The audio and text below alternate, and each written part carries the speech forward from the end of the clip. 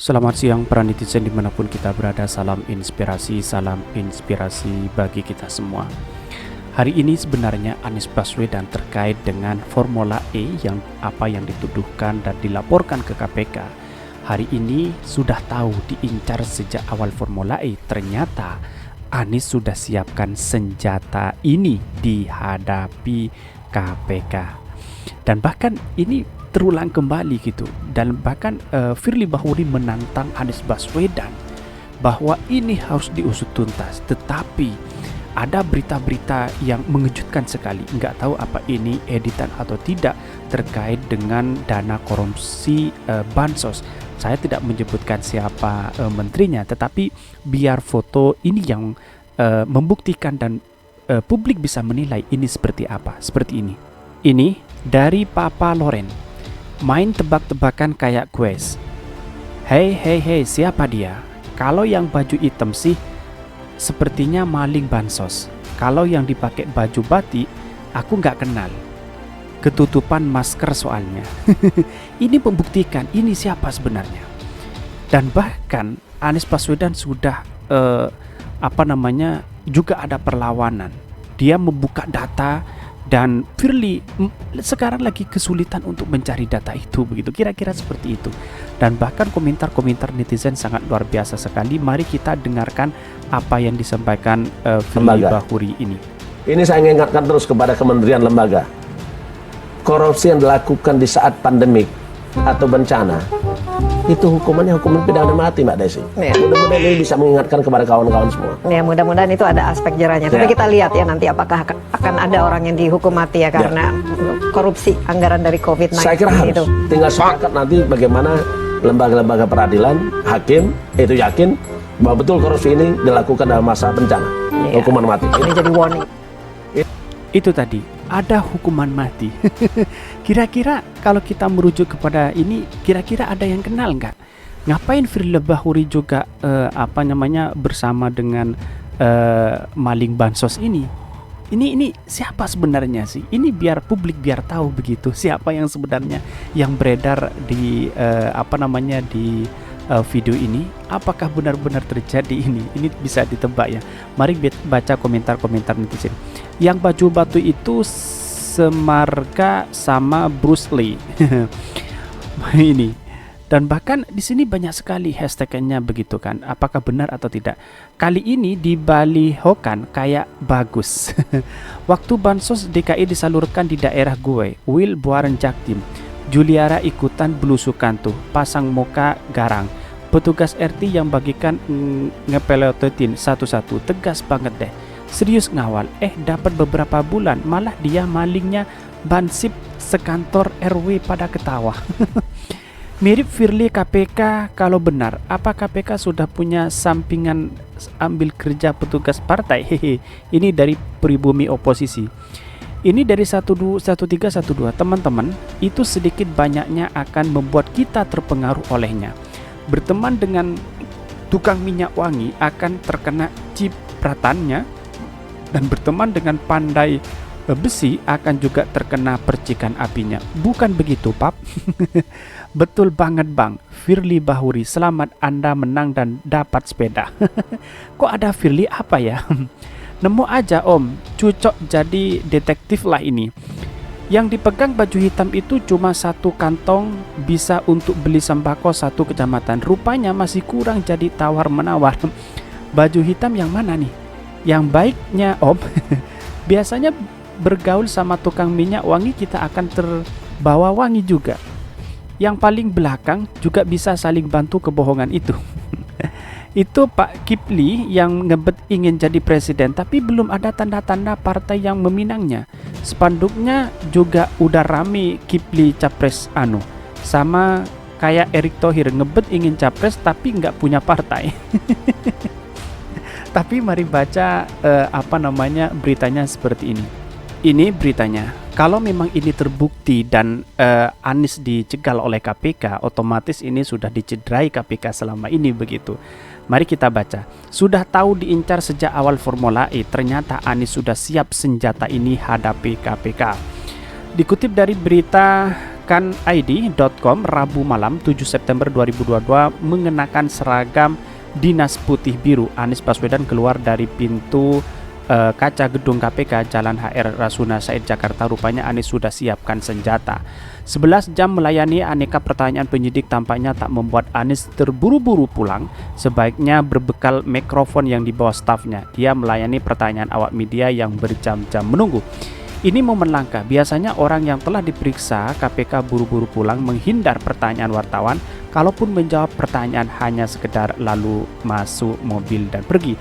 Apa yang membuat Anies berani? Itu setelah sebulan lalu Anies Baswedan mengungkap salah satu kunci dirinya percaya diri memenuhi panggilan KPK terkait soal Formula E. Saya tidak pernah terima uang dari Formula E, kata Anies dalam Political Show di CNN TV seperti dilihat dari 5 Oktober lalu. Menurut Anies, rapat yang digelar dalam acara itu pun selalu direkam.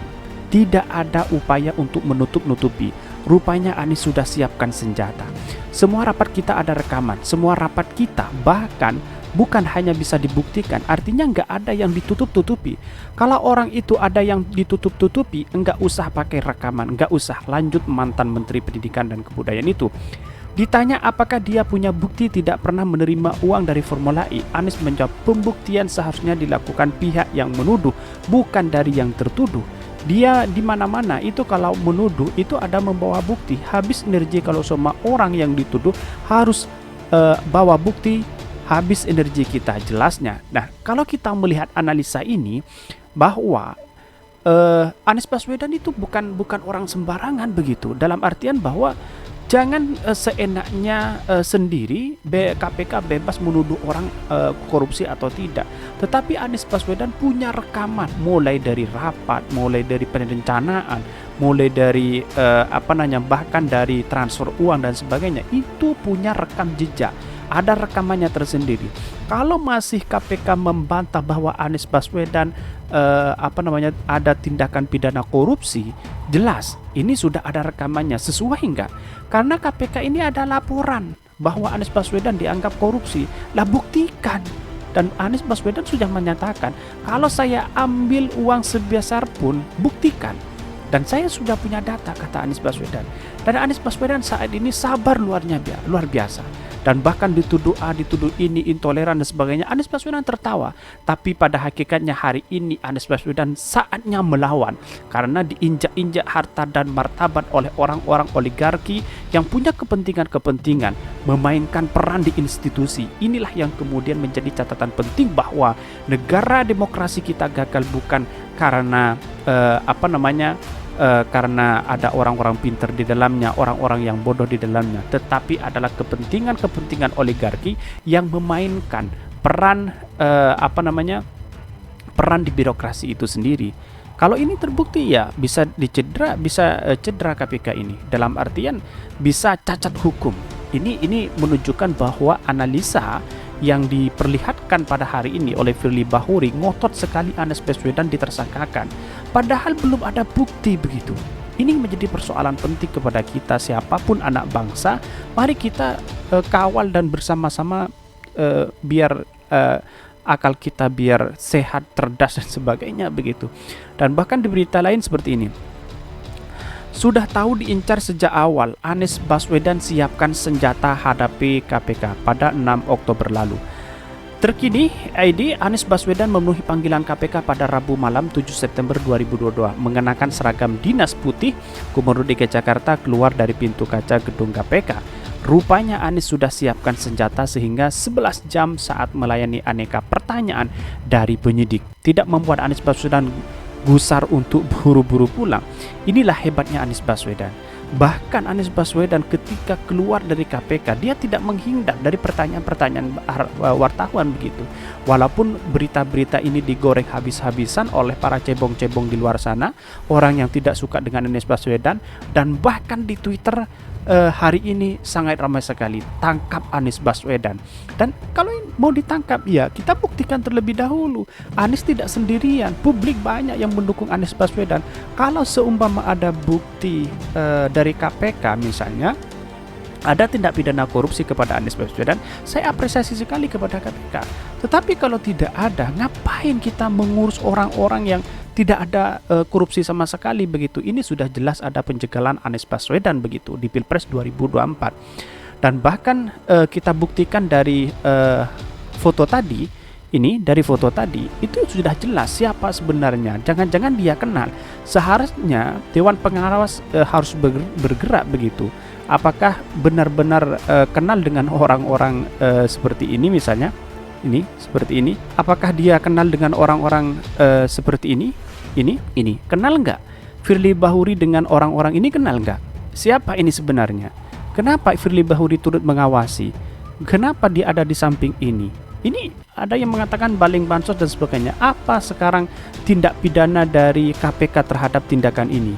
Omongannya Firly Bahuri akan dihukum mati kalau ada korupsi di COVID-19.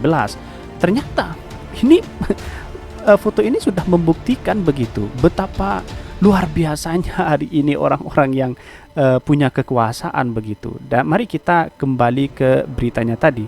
Kalau seumpama ini benar-benar terjadi, ya kita tahu bahwa semua orang punya berhak untuk melawan begitu. Dan bahkan di sini menghindari pertanyaan dari wartawan, kalaupun bisa menjawab hanya sekedar lalu segera masuk mobil dan pergi. Dan bahkan Anies membeberkan bahwa setiap rapat yang digelar selalu direkam. Tidak ada upaya untuk menutup-nutupi. Rupanya Anies sudah disiapkan senjata. Jadi Anies itu bukan orang yang bodoh yang kita pikirkan harus disangkakan. Ini sudah ada buktinya. Ada rekaman mulai dari Formula E dan sebagainya. Apakah Anies masih dituduh korupsi? Inilah pertanyaan besar bagi kita semua begitu. Untuk KPK ya kalau ada kepentingan tersendiri yang lewat KPK untuk menjegal Anies Baswedan bisa jadi seperti itu. Dan bahkan dalam berita lain seperti ini sudah tahu diincar sejak awal Formula E, ternyata Anies sudah siapkan senjata hadapi KPK. Dia sudah diincar awal Formula E. Kenapa? Karena Formula E kalau tidak dilanjutkan maka Anies dianggap gagal. Kalau dilanjutkan Anies dihadapkan dengan tindak pidana korupsi dan sebagainya. Bahkan temuan BPK sampai 3 kali audit tidak pernah menemukan sedikit pun terhadap korupsi di tubuh di event Formula E ini. Ini jelas-jelas publik bisa menilai sendiri apa yang sebenarnya terjadi begitu. Jadi kalau KPK konsisten independen untuk melanjutkan sesuai dengan undang-undang, saya apresiasi kalau ada temuan dari tindak pidana korupsi. Tetapi kalau tidak ada, mungkin ya bisa saja ada bisikan-bisikan tertentu untuk menghadapi di Pilpres 2024 sehingga Anies Baswedan tidak lagi dicapreskan dari Partai Nasdem dan sebagainya begitu. Karena ini luar biasa dan bahkan kalau menurut saya pribadi ini KPK juga terburu-buru mendesak Anies Baswedan segera ditetapkan tersangka pidana event Formula E. Dan bahkan dari penyelidikan disuruh naik ke tahap penyidikan. Ini artinya apa? Artinya ini orang-orang yang mengincar Anies Baswedan saat ini luar biasa. Tetapi Anies Baswedan tidak sendirian. Ada Partai Demokrat, ada Partai Nasdem, ada Partai PKS, dan ada simpatisan-simpatisan lainnya untuk mendukung Anies Baswedan ke depan.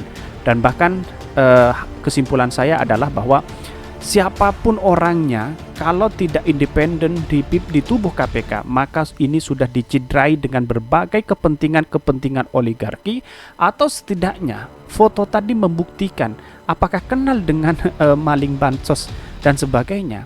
Dan bahkan pernyataan Firly Bahuri kalau di era COVID ada yang korupsi maka kena hukuman mati, itu Firly sendiri yang mengatakan. Tetapi foto itu menunjukkan Firly kenal nggak sama itu. Ini tebak-tebakan, mungkin publik bisa menilai siapa sebenarnya itu, atau jangan-jangan bisa diedit atau tidak, saya tidak tahu. Tapi membuktikan dari situ itu keaslian dari foto itu sekiranya kalau dilihat dia asli begitu. Apakah tidak kenal itu? Dan bagaimana tindak lanjutnya sekarang orang-orang yang korupsi di era COVID ini, apalagi di Kemensos? Ini perlu dibuktikan. Apakah jangan-jangan karena sahabat ya dihukum seringan-ringannya, bisa jadi seperti itu. Jadi kesimpulan saya seperti itu. Mungkin itu yang kami sampaikan. Tonton terus channel Hodari Podcast Rakyat ini karena ada berita-berita menarik dan viral setiap harinya. Salam para netizen, salam inspirasi bagi kita semua. Jangan lupa di subscribe channel YouTube Hodari Podcast Rakyat ini.